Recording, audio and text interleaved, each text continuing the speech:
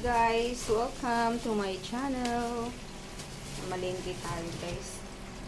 So, hugasan lang natin yung ating hipon. Bumili lang ako ng konting hipon. Mga 100 plus lang to. Ay, 100, 200 plus yata. Basta naubos yung aking 1,000 guys sa lahat ng ito mga binili ko yung gulay 960 na lahat ito.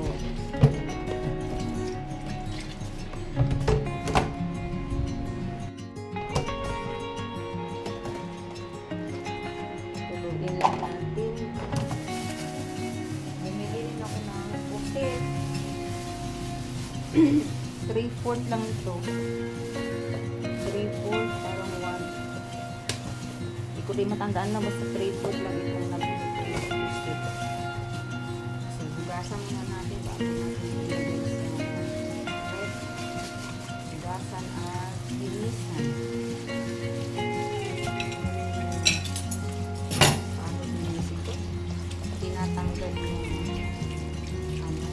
kanyang tinit.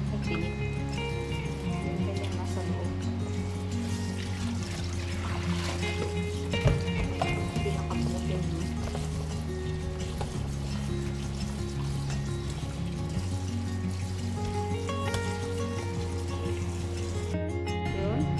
Tanggalin natin yung yung pinakatinik ba niya.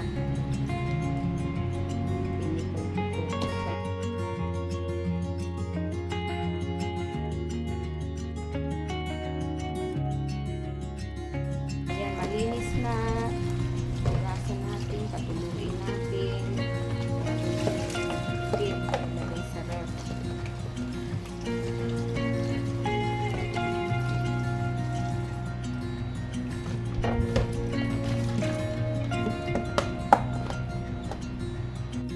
Sunod, yung bumili ako ng buto-buto ng baboy. Yan, malaman guys, oh.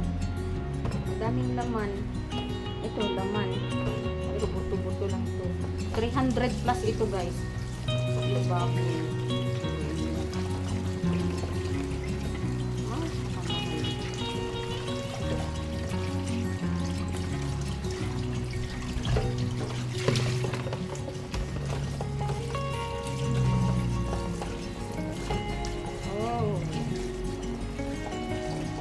Linggo na naman ito guys.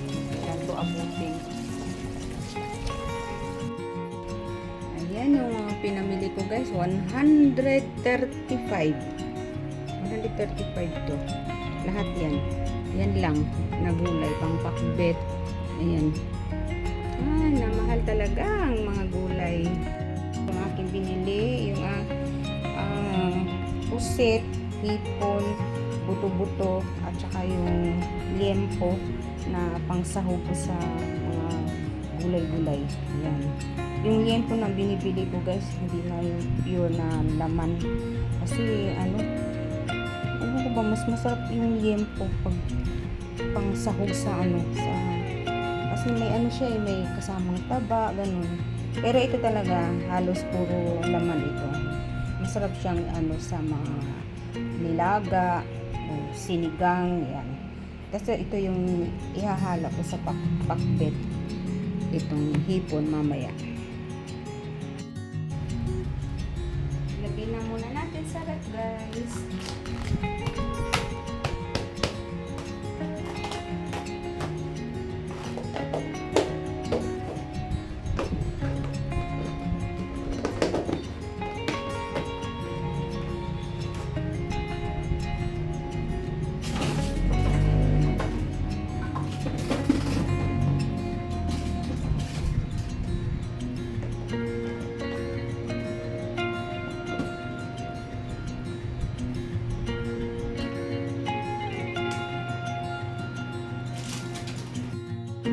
Ito na guys, nakailagay ko na siya sa ref.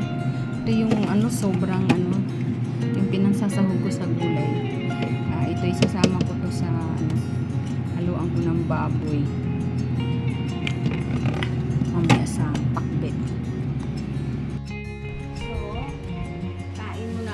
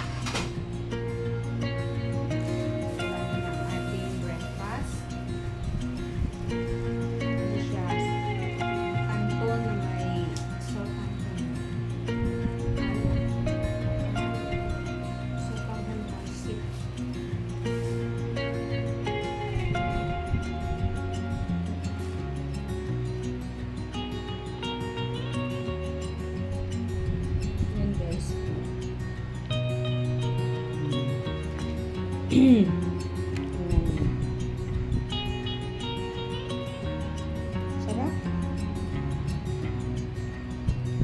Kain na tayo.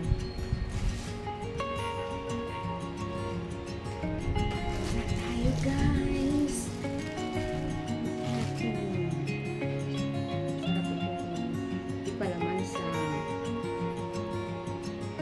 tinapay.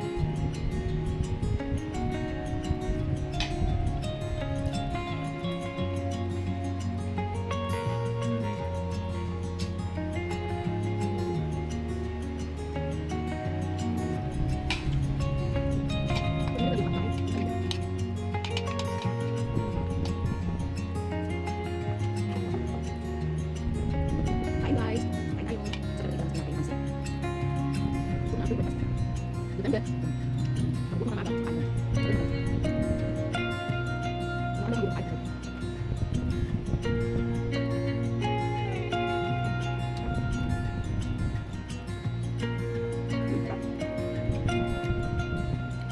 Hanggang dito na lang guys. Thank you for watching. Tatapos na po.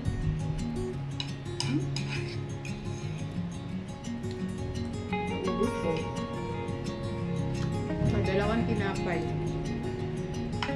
Ano na? Wala na guys. Naubos ko yung dalawang tinapay. Thank you guys for watching.